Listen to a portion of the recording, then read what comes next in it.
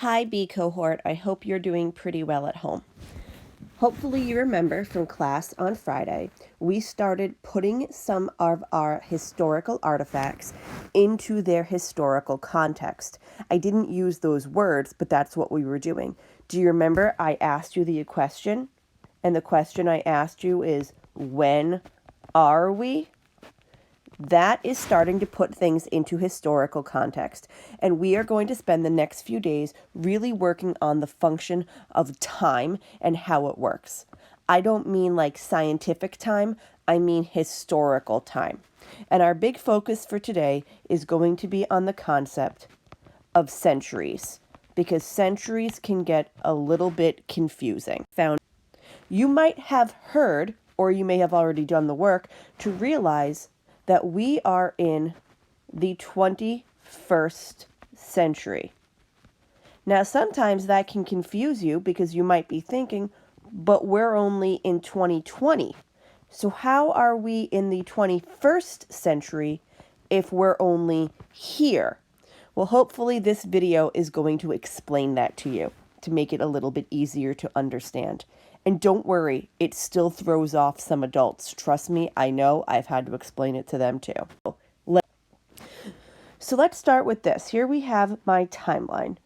And we're going to pretend that we have a year 0. And we're going to pretend that that is right over here. It's not quite like that, but we'll work with this for now. And so this hash mark here, we're going to call this 100, because we're going to do this in groups of 100 years, because I hope you remember that 100 years equals a century.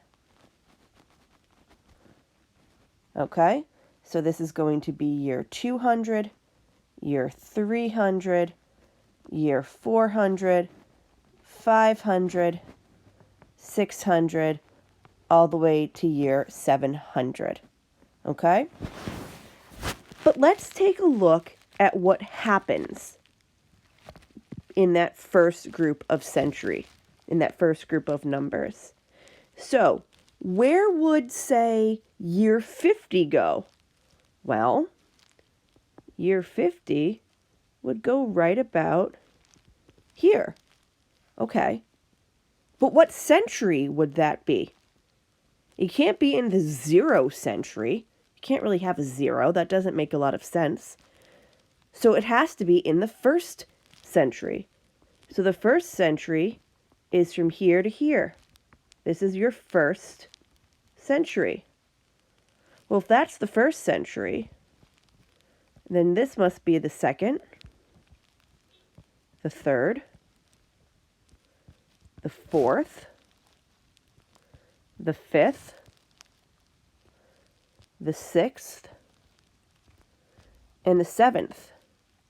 So if something happens in the year 450, that's actually taking place in the 5th century. I hope that makes sense a little bit. So let's go to us for a second. We're in the year 2020, and what a year it's been. But this means we're actually in the 21st century. Let me show you why. So this is that same timeline, but we're going to make it so the dates are a little bit more recent to you. So we're going to say that this here is the year 2000. This is the year 2100. So we're like here. Here we are. Here's us right there. But the way it has worked is that this is actually the 21st century, because we need to remember that the years 1 to 99 actually equal the 1st century.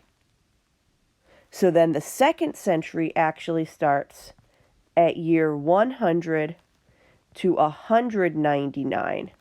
That's actually the 2nd century. So you're always going to be a number behind. Try to explain. If someone says that they are in the 15th century, so Christopher Columbus, for example, in 1492, that was actually the 15th century, because it's always going to be one number larger. Got it?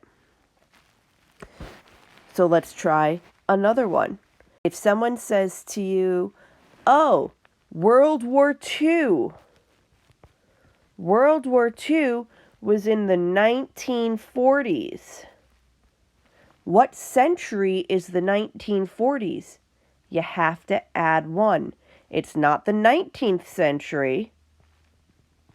It's actually the 20th century. Because again, you need to remember, draw a little box, you need to remember that the first century is actually years 0 to 99. So everything is going to be one number off. So by the time we get to the year 2100, we will actually be starting the 22nd century. I hope that helps you understand centuries.